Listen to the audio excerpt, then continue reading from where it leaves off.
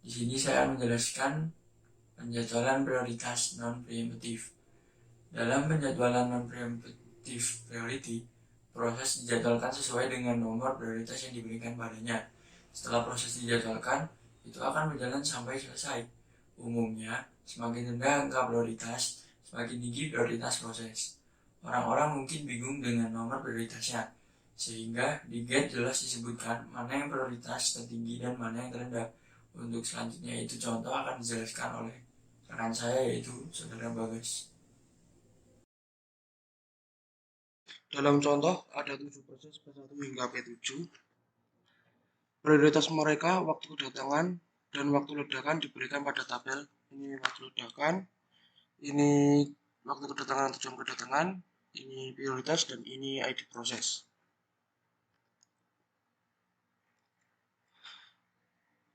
Kami dapat menyiapkan Gantt chart sesuai dengan penjadwalan prioritas non-primitif.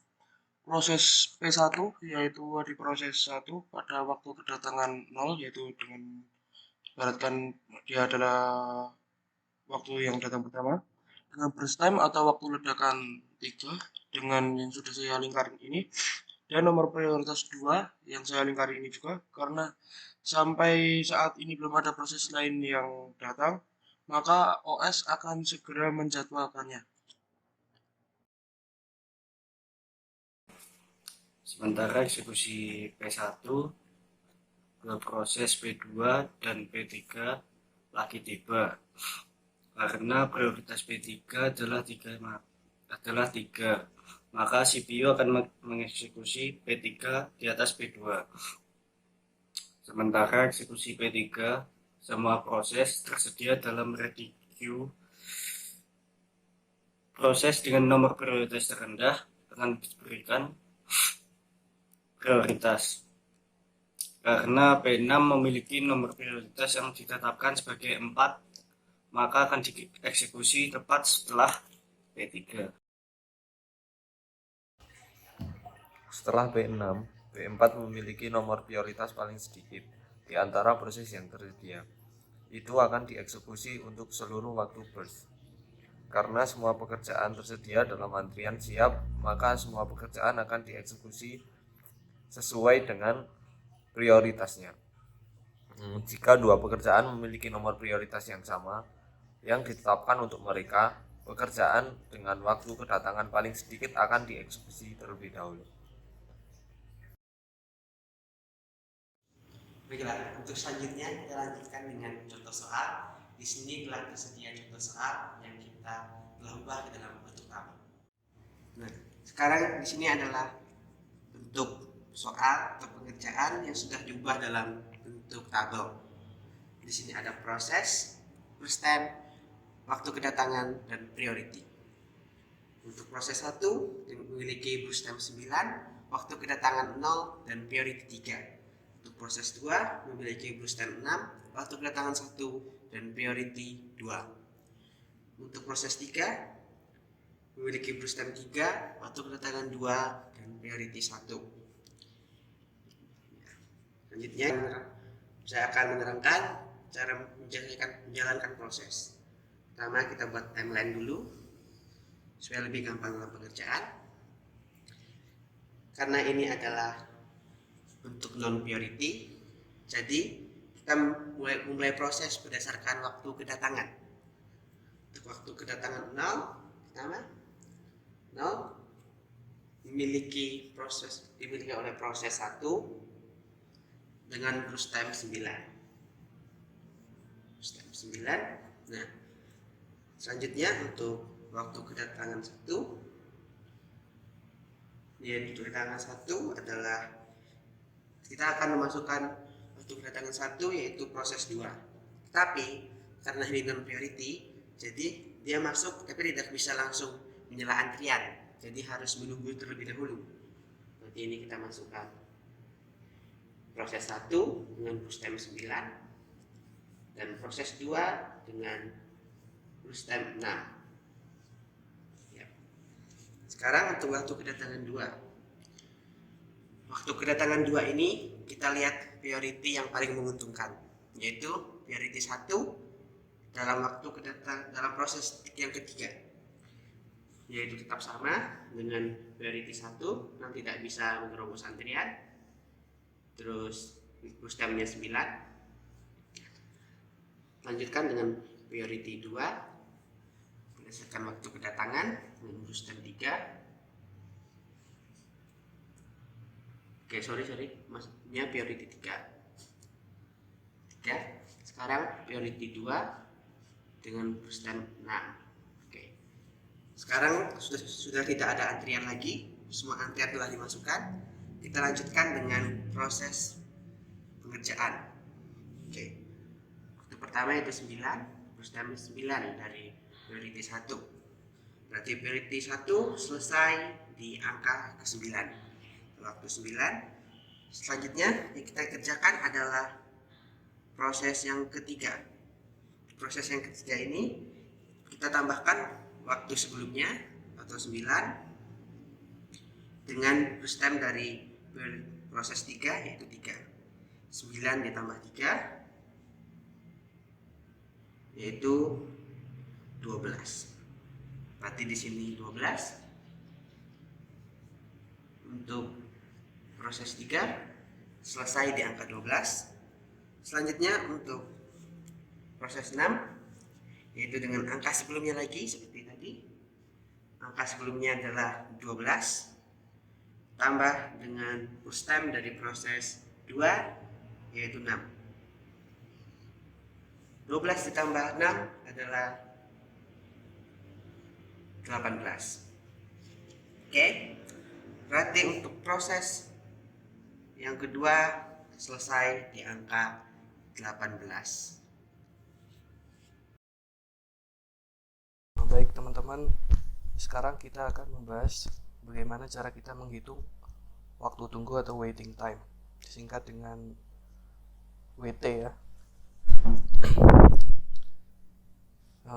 Rumus singkatnya dalam menghitung WT ini ada 2, yaitu kita menghitung dari waktu dimulainya proses yang ini dikurangi dengan waktu kedatangan.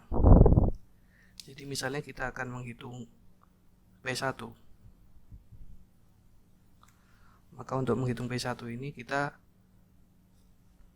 lihat nih, P1 itu dimulai kedatangannya di 0. Dikurangi dengan waktu kedatangannya P1 0. Maka hasilnya adalah 0. Kemudian contoh berikutnya ada P2.